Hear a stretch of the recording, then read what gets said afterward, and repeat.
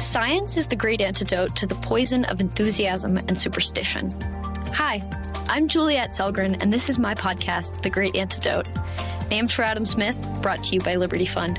To learn more, visit www.adamsmithworks.org. Welcome back.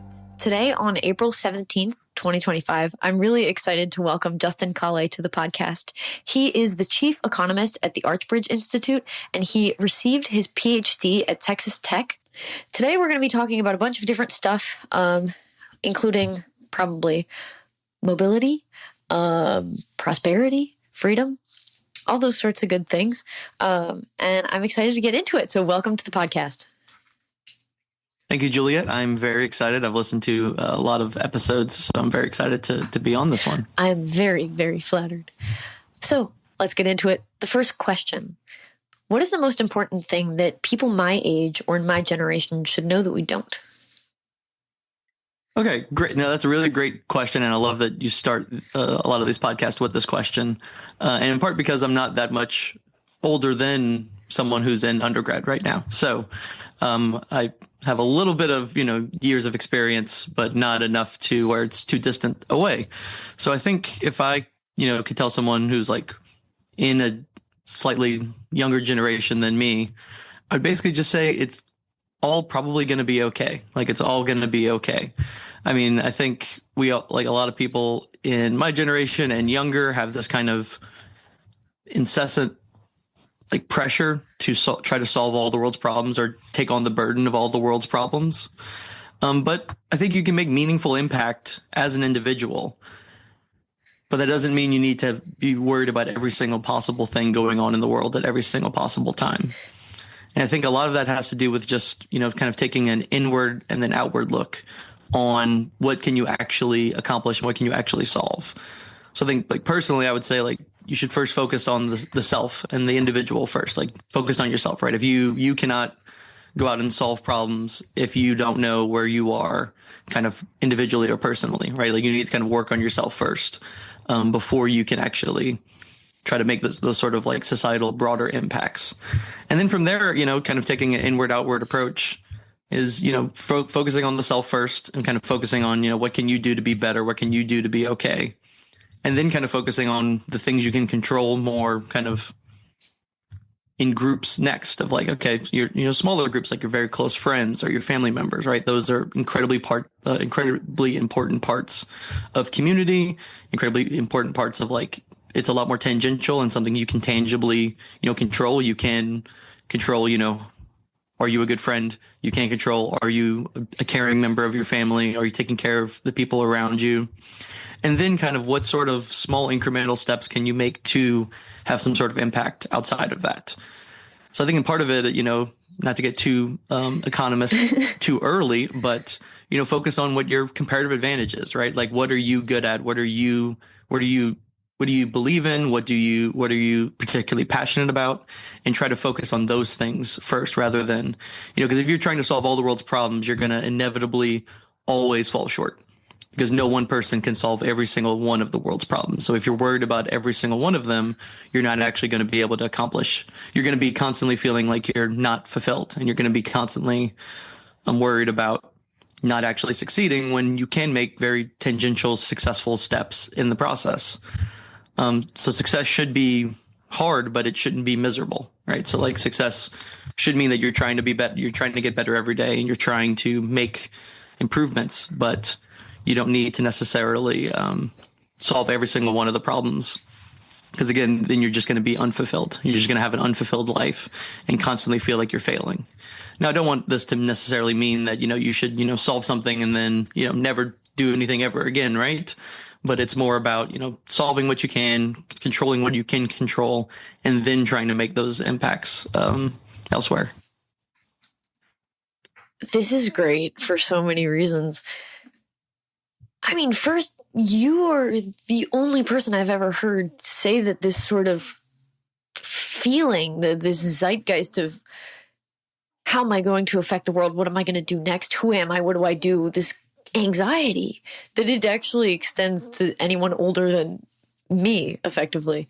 And I'm kind of wondering why. I mean, why do you think, having spent more time on Earth and probably thinking about this, what do you think the cause is? Everyone's blaming the phones, but if you feel it, and it's maybe more of a cultural thing, I don't know. What? Well, I do. I don't necessarily just say like it's the phones, but I do think there's something to the fact that, I mean, I don't remember. I mean, there wasn't much of my life where there was not the internet and the phones, right? Like I'm 29, so it's not like there's a huge gap of like, oh, computers are just ancient to me, right? They were kind of around and in the zeitgeist when I was growing up. But I do think that, I think obviously having global access to knowing about what's going on in all parts of the world is important. And I think it's great. And I think it's one of the best benefits that we can feel so connected despite being geographically far away. But I think that right, again, not to get too economist too early, but there's trade-offs to all of this, right? And I think one of the trade-offs is that because we know about all these certain aspects and everything that's kind of going on in the world for the most part, we feel like this sort of pressure to help or have some sort of solution to it. And I think that's, overall a good thing. I don't think that's a bad thing to want to help, right? Like I remember in high school, kind of the first example I could think about this, which I don't know if this is probably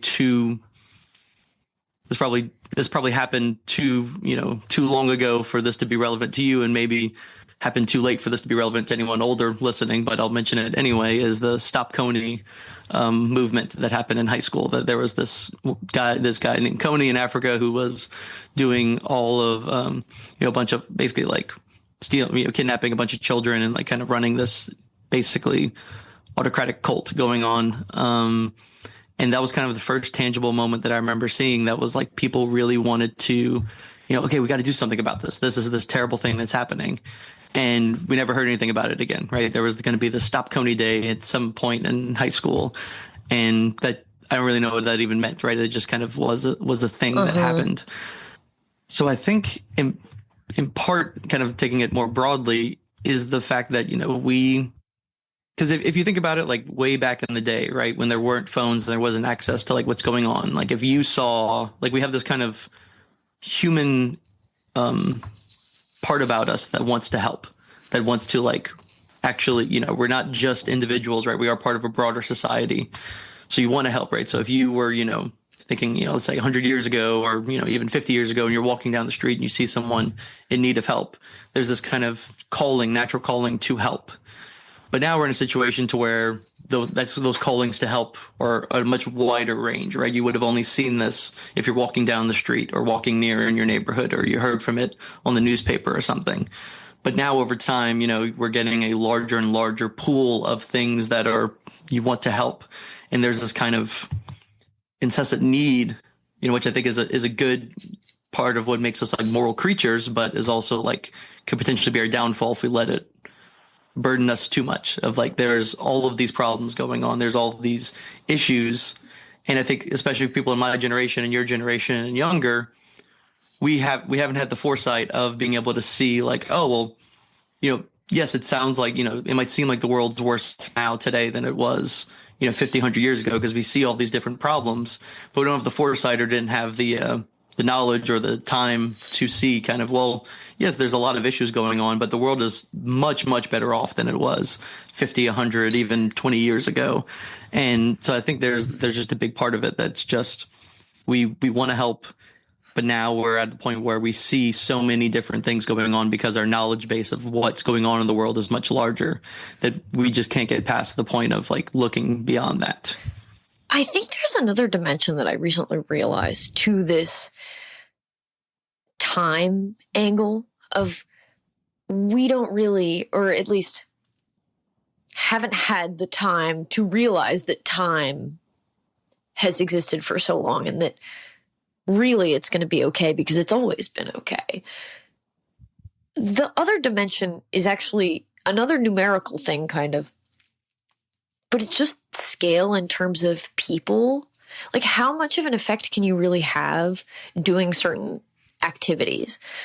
I realized how many people lived in New York City probably last week. Like, I actually, for whatever reason, for the first time, I've known it's available information. You can look it up, you can see it, you can know how many people live in New York City. But what does that concept look like? Can you conceptualize what that many people looks like, what that sort of society looks like, what that means in terms of how many people you could feasibly know or impact, even on an interpersonal, day-to-day interacting way, right? I can imagine in New York, if you were to map a day or a week or a year, two people walking around and living, and you can see their lives kind of intermingling in terms of where they've actually physically been in the city, but never in a million years would they meet.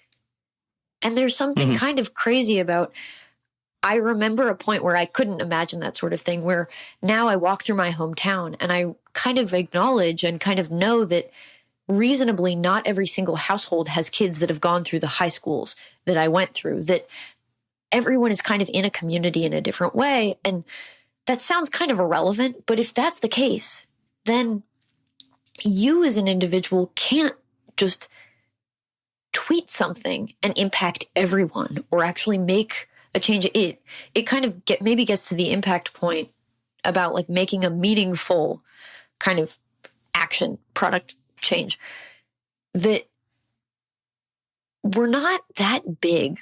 Like, we're kind of price takers in terms of society and life because we're so small. We've existed for so little of the overall time that humans have existed, and so much has happened and so much will continue to happen, and it will all turn out to be okay, in part because even though we can make change, and there's a narrative that we're going to make the change and we're going to fix it and whatever. Fix what? Fix what? Like, I don't know, anything. We can't really, and we especially can't do it alone. And I think there's something about that that has been really striking to me recently. I don't know. No, absolutely. I mean, I completely agree. Like, I mean, even just taking out the New York City example. So I'm from a town that's called Cut Off, Louisiana. And I joke that it's called Cut Off, Louisiana because it's cut off from much of the rest of the world, kind of geographically. It's in a parish, which is, just a county everywhere else. But in Louisiana, we call them parishes. That's a very tall, skinny parish. So it's, it's one of the more south towns of that parish. And I mean, even, there's maybe 5,000 people that live there in that town. And even there, right, when I go home and, I'm just existing and going to like the Walmart or the, grocery store or wherever else in the town, I mean, there's so many people there who I have never seen once in my entire life. And despite it being, having lived there for 18 years full time and, 22 years on and off, counting college. And I mean, even an example, like going beyond just New York City and going to, even a smaller town, like there's all these people's different lives. And I think that kind of goes back to what you were saying about how, like, individually, I think it could be anxiety inducing, but it could also be kind of relieving in a sense to know that, like, you individually cannot necessarily make an incredibly large impact on the world because of just the sheer scope of, like, the number of people that that are existing and have existed before you. But that's also kind of relieving in a sense, right? The knowing that, hey, the burden of the world's problems are not just on your shoulders, right? And I think, I don't want to conflate this necessarily with just saying, so, don't worry about anything and don't, try to make anything better or do anything about it. But just realizing that, you're not solely responsible for all of the problems, right? You can only control what you can control, right? Maybe some sort of like stoic view of it, of like, you can only control very tangible things in your life, but those things can have real impacts on the people around you, right? So like if I don't have children, but like if, you have a child, right? You can make a very tangible impact on that kid's life.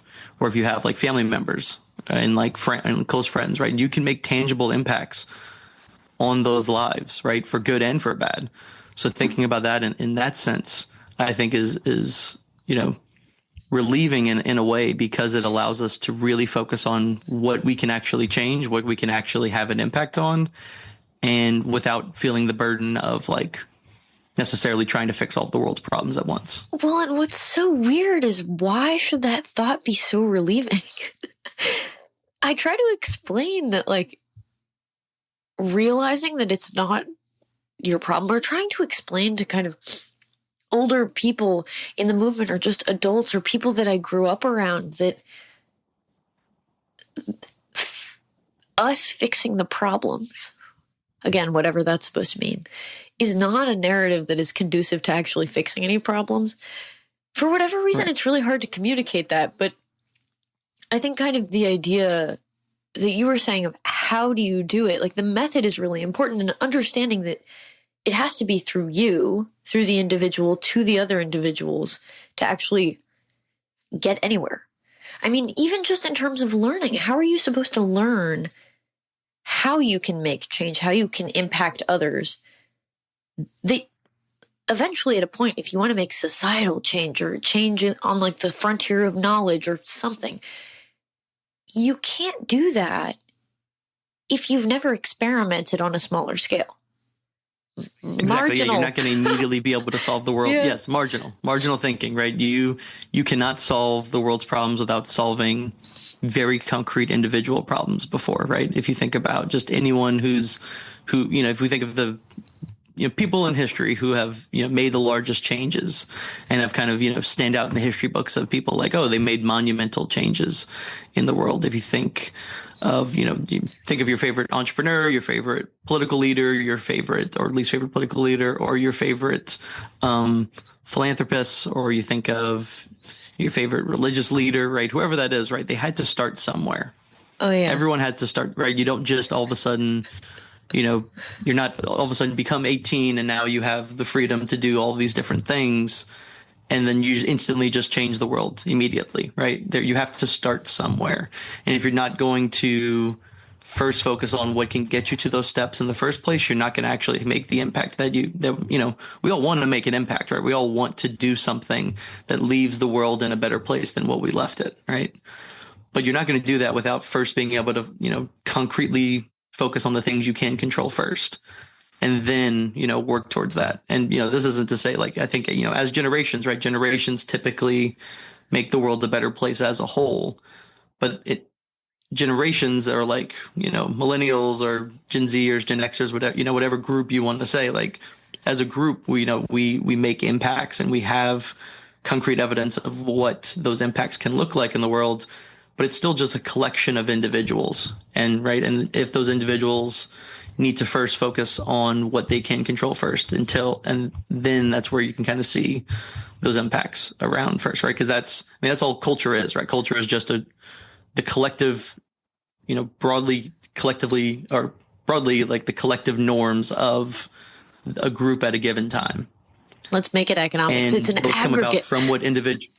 Yeah, it's an aggregate of all of these different individuals that have some sort of overarching belief system. But again, those things cannot happen unless individuals are are first focusing on what they can control. Oh, I love this. It also, there's a reason why I don't even want to say productivity books, because it's not really the productivity genre, but kind of the, how do you be a great person and like a great leader and a great whatever change maker. There's a reason why all of that, I don't want to call it literature, all of those like pop books that talk about that sort of thing focus on the personal lives of great people, because that's where it starts. You're exactly right. So then, how about you? You're super productive. I told you this before. You write about all sorts of things, and so it's kind of difficult to even just pin you down in terms of what your mission is, how you're going to accomplish change and impact or anything. But how did you kind of get there? And how did you land on this?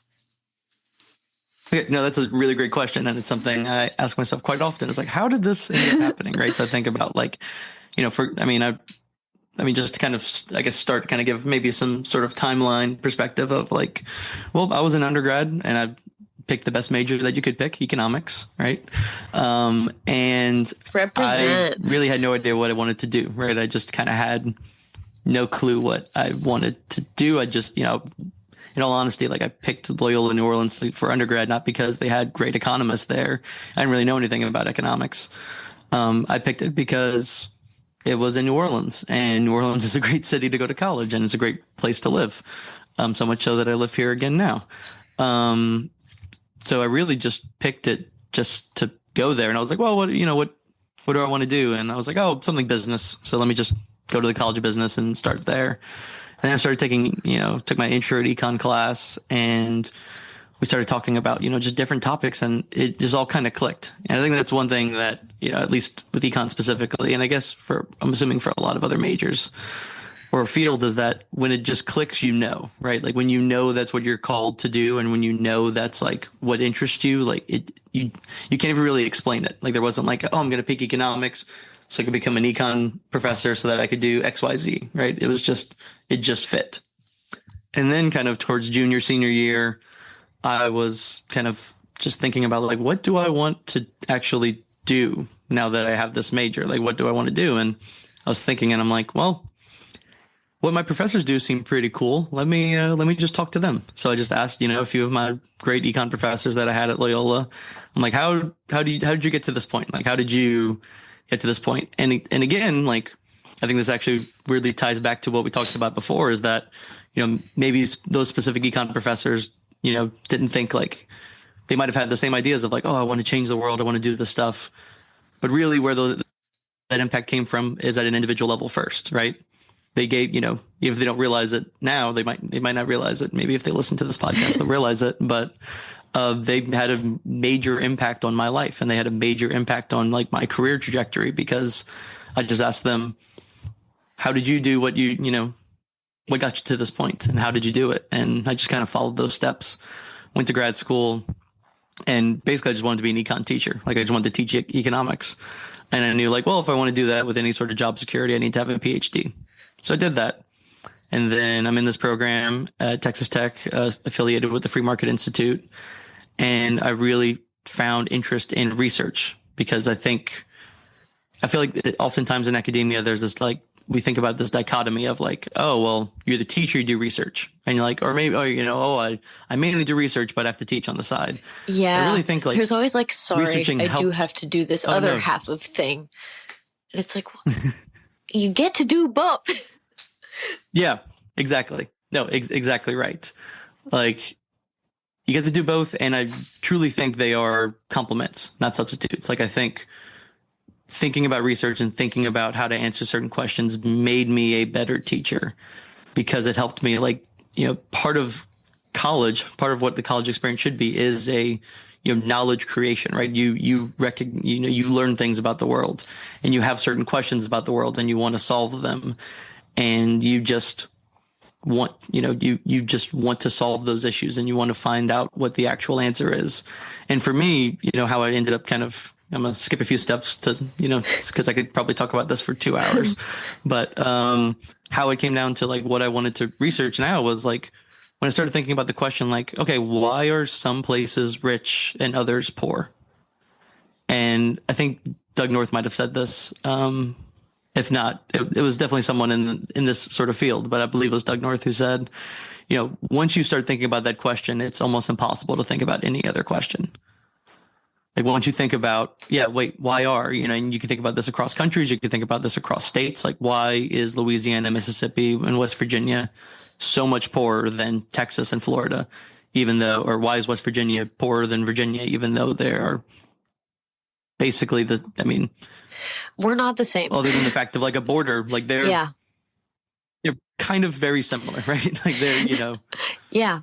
They're similar in terms of like geography and in every other way that is just like, right. If we didn't put a line, right, what makes them different is the institutions and the rules, right? And because we put a line, and, Virginia has jurisdiction over this and West Virginia has jurisdiction over this, you get different outcomes. And we even have kind of the same origin story. It used to be one state. Exactly. Or one region. I don't even know if it was like as a state, one state, but Yeah. Right, but they're right next to each other, right? Like, the county right next to on the border of West Virginia and Virginia, for all intents and purposes, are roughly the same, except for the fact that one is in West Virginia, one's in Virginia, and they live under different rules and institutions. I mean, the most obvious example of this here internationally is North and South Korea, right? It was just Korea. It was Korea. Then they split up, and one decided to be a authoritarian, communistic hellhole, and one decided to be more of a capitalistic, modern society. And right before, they were the same people, right? They just put an imaginary line right in the middle, and they have different rules, and they live by those rules, and you see the vast difference in outcomes. So those questions just started, it was impossible, like I said, to think about anything else. So just the entire research part of that just wanted to be what explains this different levels of productivity and different levels of flourishing. And that's kind of where it got into thinking about mobility, like not just how are areas certain, better off than others, but also what are some of the things that determine how people can not just become better off in terms of wealth, happiness, life satisfaction, health outcomes, etc.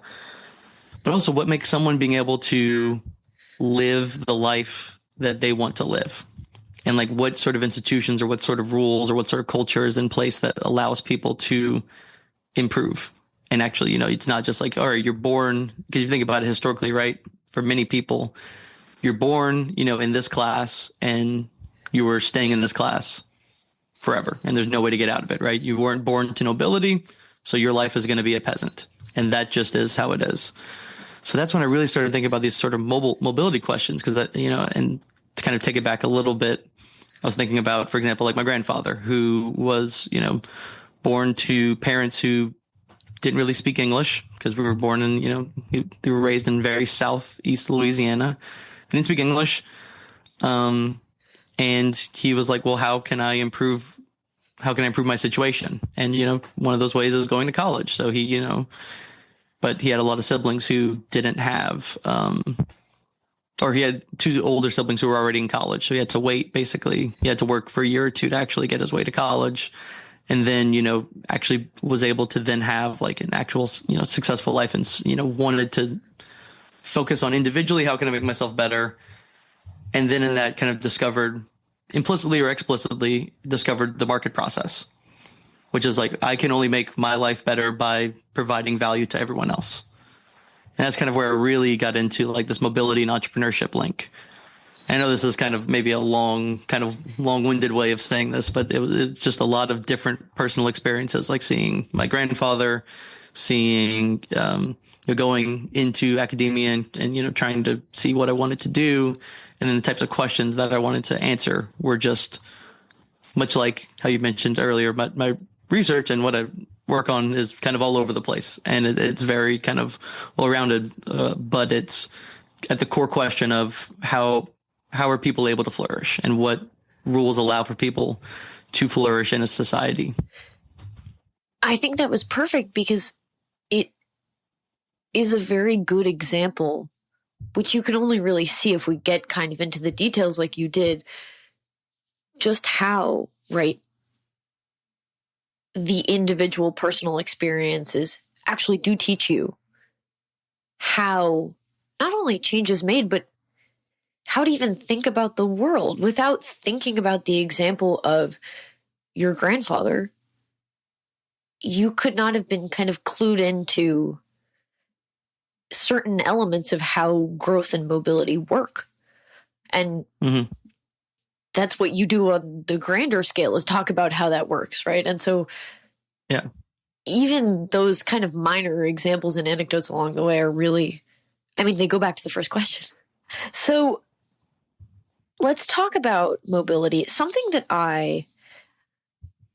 so you've kind of made the case for why mobility is important to us, but I've always kind of struggled with this conceptually. If we care about mobility, what type of mobility do we care about? What does it even mean? I think economists say that, and then other people are like, I can walk. I'm not disabled. Fingers crossed. And so What do we mean when we say that? And is there a point where that becomes irrelevant? Are there people that matters more for? Does it matter more in certain parts of the world or the United States that mobility exists, right? Is it more effective as an institution? It's not really an institution. It's kind of a metric, but it's an important characteristic. Mhm. Where is it more important and where is it less important? Or is it equally important all around? Yeah. So I guess if I had to, I guess the first thing I'll say is I think it is probably most important for the people that need it the most. And what I mean by that is mobility is, most important for the people who are the most economically or politically disadvantaged in the world, in the country, in the state, in the locality, whatever degree you want, whatever sort of area you want to look at. It matters most, right? Because like if you are born to a billionaire, you're pretty happy in your state, right? You probably don't want to be you might want to be mobile in terms of being able to do other things. You might want to be able to live your life in certain other ways, but it's really crucially important for the poorest among us. And I think that's kind of at least what got me super passionate about this topic, which is just the idea that, well, you don't want to be born, if you're born in a situation, you don't want that to be just the determining factor for what happens the rest of your life, right? You want to live, right? That's, if you want to think about it in a specific context, like mobility is the American dream, right? It is, at least in my view, it is the American dream. It is the way in which you can, I hate the term, pull yourself up by your bootstraps. That's not exactly where I want to go with this, but the idea that you can, or, if allowed, you should have the ability to make your life what you want it to be. And I think I think this is important for income, and people, especially economists, we like to think about this in terms of income mobility, of like what your parents' income is not determinant of your income, right? In the ideal world, that relationship should be pretty low. In an ideal world, because because that would imply that, if it's a very strong relationship, that would imply that your parents' income is almost a perfect predictor of your income. And that's not that great of an outcome to be in. What I think matters more here in a broader context, and this is kind of where this sort of thinking has kind of evolved, at least for me, is, well, that means, mobility means a lot of different things to a lot of different people. So I like to think of it more in terms of social mobility, which is, okay, well, you don't just necessarily want to make more money than your parents, because that means you can, do more things, provide for your children in a better way, go on more vacations, all these sort of things. We also just get to live the life that you want to live, right? If you want so mobility can mean different things for different people. For some, it might mean I want to make the most amount of money as possible. For some, that might mean I want to have a good, stable job. I'm willing to, not take on the risks necessarily that go along with maybe starting like a new startup or new venture or something like that. But that also allows for you to, you can make those choices, right? It's basically the freedom to make the choices that you see to make your life better. So that is, I want to have a stable income with a spouse and a few children, and I provide for them in a way that is good, and I provide for them, and I am a present parent in their lives. That is mobility to me, right? You being able to live the life that you want to live in a way that you see as productive, because it kind of goes back to that original point of like, control what you can control, right? What is the life that knowing how each individual, or how an individual views their sort of ideal, it matters a lot to figure out how can you live that life that you want to live. And to me, that's just mobility, like just being able to live the life that you want to live, no matter what that might mean. I mean, for example, to tie back into something that we've talked about a lot at the Archbridge Institute, is we do these surveys of American Dream surveys every single year. And they have, even before I was there, right? They've done it for a few years. And they ask people, what does the American dream mean to you? And I think in part because the U.S. is already despite what everyone thinks, a very rich, developed, strong institutions for the most part country. There's obviously some concerns we might want to get into later about things going on in the U.S., but we can get get into those later. Place that, to where for most people, what the American dream means to them is not just, oh, I want to make a lot of money. It means I want to live a more fulfilled life, right? It goes back to those hierarchy of needs of like, well, a middle income person in the US can live a pretty good life, right? Especially relative to the US 20 years ago, 50 years ago, 100 years ago, 200 years ago, but also relative to most other countries in the entire world. A middle income person in the US can live a very good life. So now that you have those needs met, what else can matter, right? And I think that goes back to, again, that first question that you asked of what, why is it that we, in, my generation, your generation, and younger, and maybe even some generations older, why are we having these burdens of like figuring out what's going on in the world and like trying to solve all these problems? I think in part because for the most part, we all live pretty good lives, right? Like if you were a child born in the US in 1800, well, you weren't really worried too much about the rest of the world. You were trying to make sure that you as a family unit survived and lived. Now those needs are met, and we no longer have to worry about those specific things for the most part. Now we can worry about all these other things. So I think for mobility, it really comes back to the idea that you just want to be able to have the life that you feel the most fulfilled in.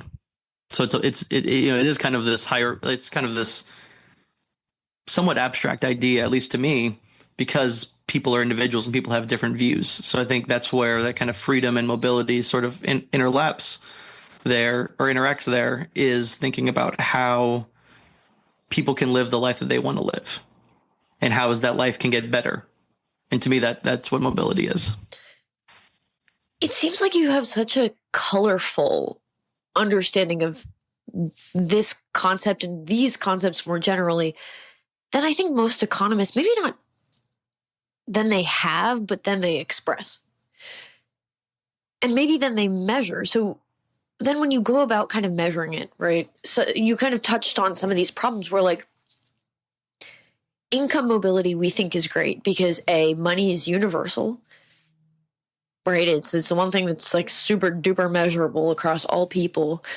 But also what it means to economists is that we have choice, that people can choose different sorts of things that are more likely to, based on their preferences and what it means to actually fulfill themselves, at least in whatever way you can with income. It means that you're more likely to be able to do that and to figure that out. But then, depending on your preferences for money and fulfillment and all of this stuff, and once you do have fulfillment, how do you go about measuring mobility if you have already dealt with the income bit, but you have to deal with this other thing of, well, that's not the whole story, or especially in a place so prosperous, that's not the whole story. Because I guess the marginal return to increased income mobility once you're already absolutely pretty freaking prosperous is less than for people who do not have anything, where that really just makes a huge difference. It means you're well fed, right? And now it's like, oh, I get to buy another bow. Yay. I don't know. That was like a really dumb example, but how do you measure this fulfillment bit? And how do you know the counterfactual of this person's life would have looked this way otherwise if they weren't fulfilled, or would look this way if they were fulfilled? And figuring that out, do you account for that at all when you kind of look at and measure these things? And how would you even go about doing that? Yeah, no, that's a super interesting question. And yeah, I think that's, in part because I view it as so, and I think, to be fair to a lot of economists in this field, one of the reasons that people look at income mobility is, like you said, it's measurable. It's something we could actually measure. Yeah. And we know, just from, and I'll give myself a not so humble plug of my first post in my Substack, Debunking Degrowth. It talked about why economic growth is underrated and why it's not appreciated as much as I think it should be, especially now. You've seen a lot of people say like, oh, well, growth is good and all this, but, it comes at the societal cost of like, we are now just purely economic agents who just want to make as much money as possible.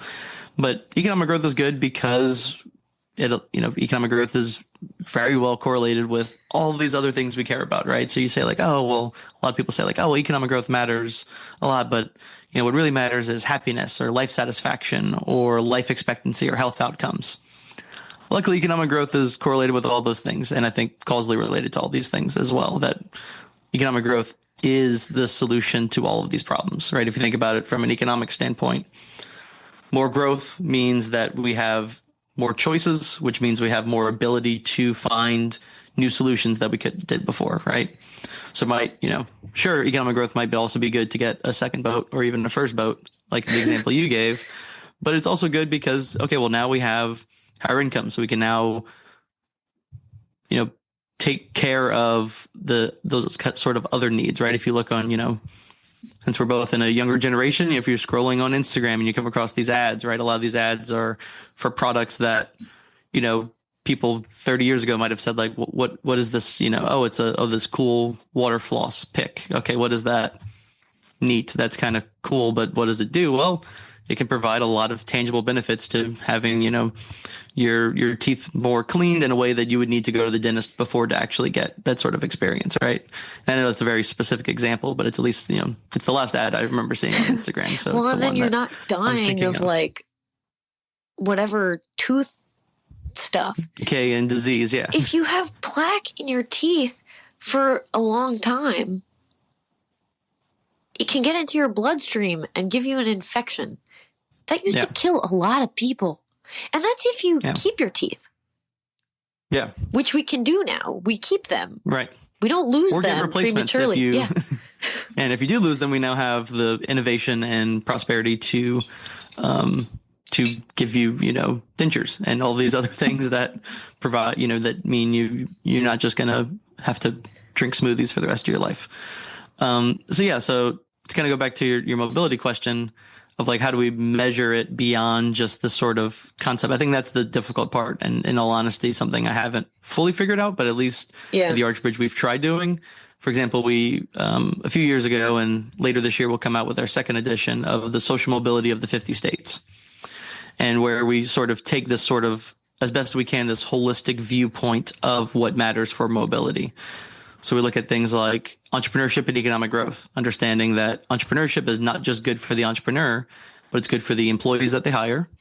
Because if you have, if employees are working at a firm, and that specific firm because that's their best choice given all those other possible constraints, right? So whether that gives them the best life satisfaction or the highest income or the best work-life balance to where they can work and, make a good living, but still be home and spend time with their family or friends. Right. So all those factors that go into this. So could be the tax structure of a state, the regulatory environment of a state, or just the dynamic nature of that business environment in the state. But also look at like institutions and rule of law, which is how do judicial systems matter, right? So how do these sort of, we have this idea in the U.S. of equal access to justice, but that's not really actually the case across states, right? There's a huge difference amongst them. And being from Louisiana, that is where we actually rank the lowest, or we actually rank the lowest overall, but in that specific area is where we kind of stand out.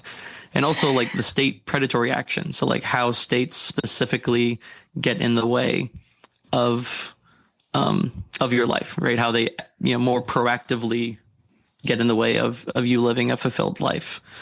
But also like education and skills development and parental engagement and stability, right? All these aspects that, individually have an impact, but in this kind of aggregate sense, all have a piece of the puzzle that makes up a good, fulfilled, mobile life, or at least the environment in that state to live a good, fulfilled life. And then finally, social capital.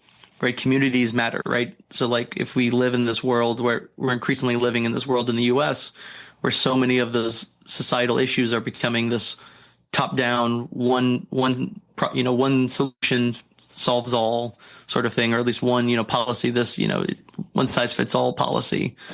But social capital and community matters, right? Like we talked about earlier, like community matters and kind of having those close connections with people near us.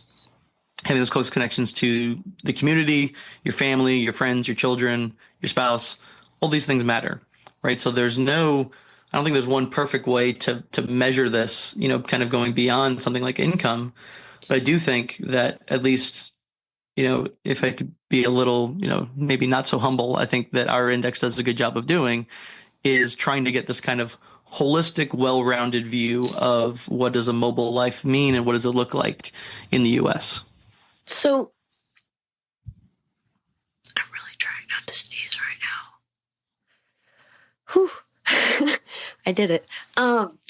So what you kind of talked about the things that go into making a mobile life, or that can be destructive to having like a mobile and prosperous life that has people flourishing. But is there an example, I guess? I mean, you mentioned Louisiana as being one of the worst, but like, what is the best place to live for this? So at least according to our index, Utah seems to be doing really well, and they rank really highly. And I think, in part it is a lot of the kind of societal, cultural things about Utah that make them, a well-rounded community. But there's also like tangible policies as well that Utah is doing and has done and has improved upon. For example, they're the only state in the country that has a one-door policy to welfare. And what that basically means is that if you are in a situation where you need welfare benefits, well, if we believe that transactions costs matter, and they do, that Utah makes it as easy as possible for someone to actually receive those benefits. So they don't have to go through, you have to fill out this form, and you go to this office to get your housing, and you go to this office to get your food stamps, and you go to this house to get, education assistance, and you go to this house, you go to this building to get, insert any other benefit that you might need, disabilities or whatever else you might need. Utah has a policy where you can go to any place and you go to any of those government assistance offices and get all of your benefits from that one place versus having to, spend all this time, filling out the right forms and going to the right place and going to all these different places, right? Because if you're someone who needs benefits in society but you also are trying to get out of that situation, well, if you have to spend all this time going to these different places to get all these different solutions, that's large opportunity cost and large transactions cost of going to those places. And it's the only state with that.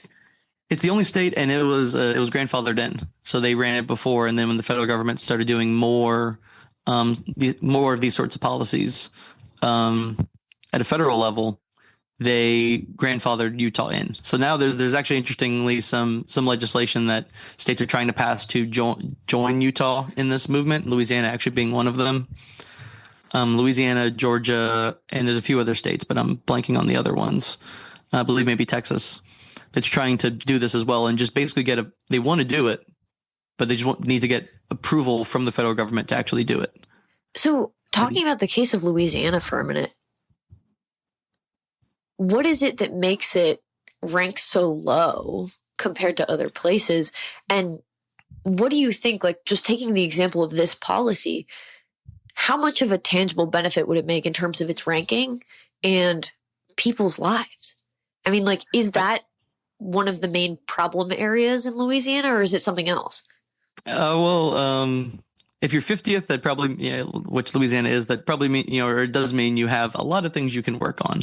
So, I mean, Louisiana, for being in the Gulf South, has one of, if not the highest tax burdens of any of the states. They also have some of the strictest regulations on some specific industries that matter to Louisiana. Like despite being known for its food and alcohol culture, they have some of the strictest regulations on food and alcohol of these, specifically in the Gulf South states. And they're also just notoriously corrupt. I mean, Louisiana is a notoriously historically corrupt state. That obviously, corruption at its core benefits the politically privileged at the expense of everyone else. But also, I mean, I think also like just a very tangible benefit is what we were just talking about, that one door policy. Yeah. Because if you are in a situation where you need all these benefits just to make a living, just to survive, but you also want to get out of that, right? That so you can spend all this time getting all these different benefits, and that makes your life better, right? So it's a worthwhile doing, but also means if you actually want to get out of that situation, it's going to be very hard to do, because now you have to spend hours every month doing all these different forms and going to these different buildings and waiting in these different lines. Well, you're giving up time you could be either getting or like learning a skill that can help you improve and become get out of that welfare dependency. And it also means you have to that's time that you could have just spent working as well.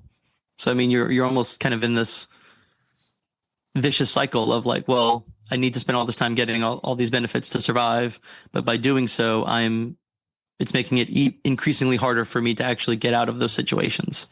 This is where something like these one-door policy would matter a lot, or just licensing, right? Just getting rid of a lot of unnecessary licensing. Louisiana has the highest number of occupational licenses that are required for low-income jobs.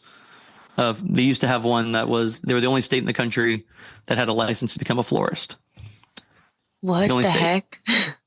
Yes. They recently got rid of it, luckily. Good. But they were the only state that required this. And what does that mean? Well, it means that you need to spend time and training and money to do this. But if you are in a low income situation, it's even harder for you to actually get those licenses, because you have to give up the time that you need to work or wait in these lines to get these benefits. So you're now in this vicious cycle of, well, you don't have the time or money to actually do this. So if you just get rid of the licenses, you can have these, you can do this much more easily and cheaply. Yeah. Wait, okay. So I might be wrong about this fact, but isn't Mississippi the poorest state? I believe Mississippi is the poorest state, yes. So then, that sounds correct, yeah. I mean, that makes me think Mississippi probably wouldn't rank super highly, but it's still higher up in the rankings than Louisiana. Yeah. That seems kind of odd. I mean, maybe the kind of extractive institutions help the politically well-off. Maybe explains that, but like how does that kind of factor into kind of our understanding of what this means? Well, I mean, I don't want to take too much out of just saying that, like, oh, Louisiana scores worse than Mississippi, so Louisiana's worse off than Mississippi. Just by the nature of making, these sort of indexes, you kind of have to give these numbers and scores. Yeah. It'd be scores, I believe, 49th or 48th. So, I mean, they're not doing great in this fact either. But no, I mean, I think there are things obviously that differ within the states, that Mississippi is doing better than Louisiana. This is particularly in respect to licensing and regulation. They have way fewer business regulations than Louisiana. So a lot of people now, Louisiana has been I believe the only Gulf South state that has negative migration rates, more people are leaving the state than moving in. Wow. And the one that really made me concerned was that, more people from Louisiana moved to Mississippi than people from Mississippi moved to Louisiana. And that was kind of, I love Mississippi and love the people of Mississippi, but that was kind of one where I got really concerned, where I was like, oh, wow, we're even losing to Mississippi. Like, we got to fix something. Like, this is not great. So then I guess taking the rankings as a relative thing, which they are, what can the states on the bottom half, bottom 3/4, bottom however much, or even just across the board, what could be done to move up in terms of rankings, and what could every single state, regardless of ranking, do that would improve mobility? Yeah, so I think that's a very great question. I think in part, even states that score great, for example, like some of our top 5 states are like Utah, Minnesota, the Dakotas. They all have things they could work on too, right? No one's ranking number 1 of everybody else. Yeah. So I mean, for example, in the case of Utah, right, they are slowly getting better at, but still had a very poor scores on like education freedom and allowing for like things like school choice. Or housing regulations, right? They're getting better at this, but there was still something that, at least at the time, they were scoring pretty poorly on. So being able to do these, different, or in the case of Minnesota, right, they are a very high tax state and high regulation state, but they scored well on some of the other measures that made their rankings look good. I think kind of the most broad case I could give for the low ranking states would be that they really need to solve business dynamism. I think people have argued for a while that there's this general trend in the US that business dynamism is going down, which is true to an extent, but is especially true in specific states. So, right, dynamic environments allow for more, business churn, business opportunities, innovation. And that's right. At the end of the day, innovation is what drives long-term growth, innovation and technological advancements. And if you're in a state that isn't prioritizing that in a way that basically just means allowing people to do these activities, you're going to keep falling behind. And at the end of the day, like, education matters a lot, right? Like, for example, Louisiana just passed, education matters a lot, but also just overall ability to live a, reasonably well life in those areas. So like Louisiana just dropped its income tax rate a little bit, which is great. But whenever you look at it, there's still a lot of legal issues going on in the state that are holding us back. And that's made something like insurance incredibly expensive in Louisiana relative to other states. So it's like, okay, well, if you saved $3,000 on income tax from moving to Louisiana from, let's say, Mississippi, but you then have to pay $6,000 more in insurance because of a lot of the lack of tort reform that we've had in Louisiana. Well, no one's going to move here if you're, spending $6,000 more but saving $3,000 on taxes. Like, that movement's not going to happen. So there are a lot of tangible things that a lot of these states need to do in terms of taxes, regulation, education policies, and just from a community level. Like, social capital matters a lot.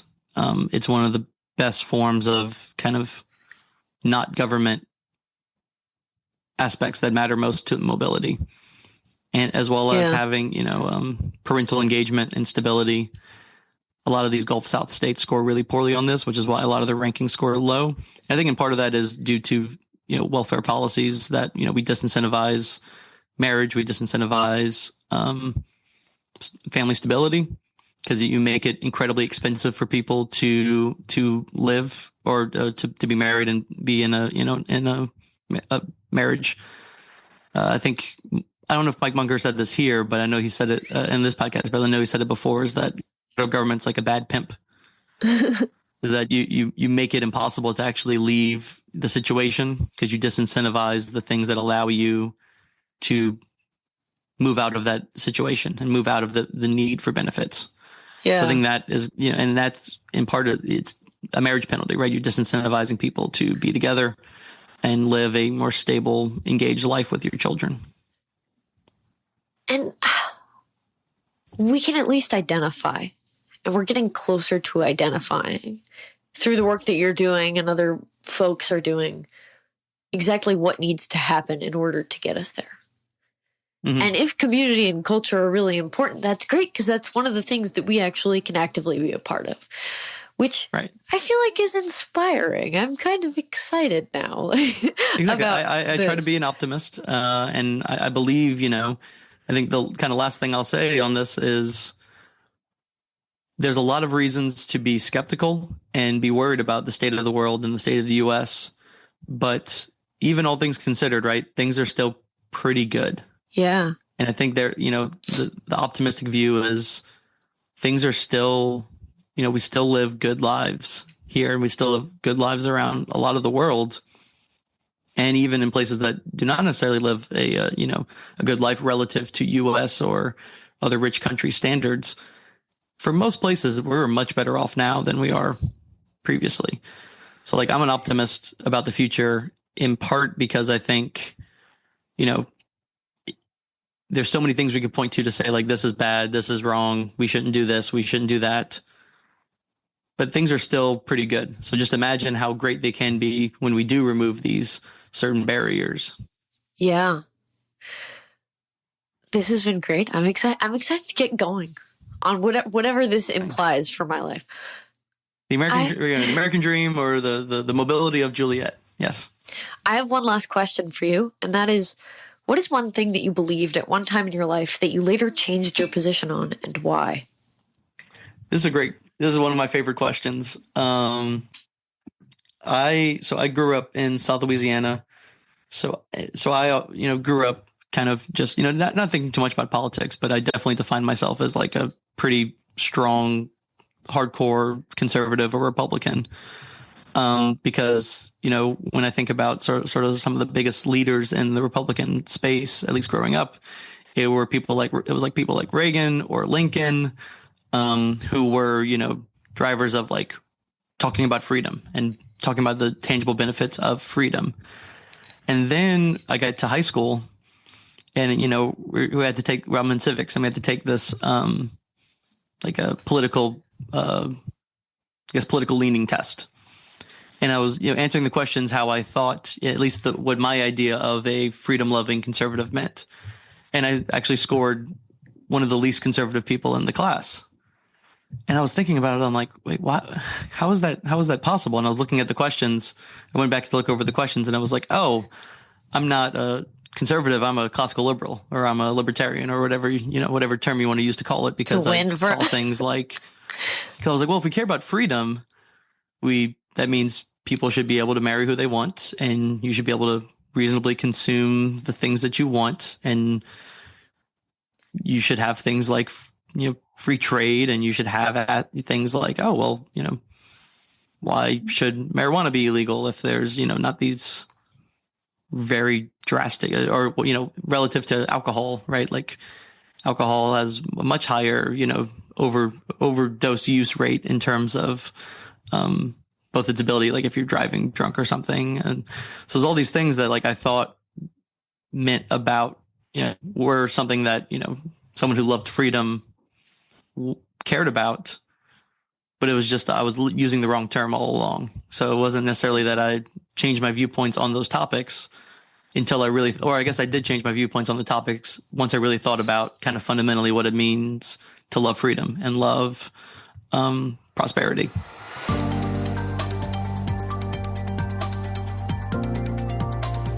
Once again, I'd like to thank my guests for their time and insight.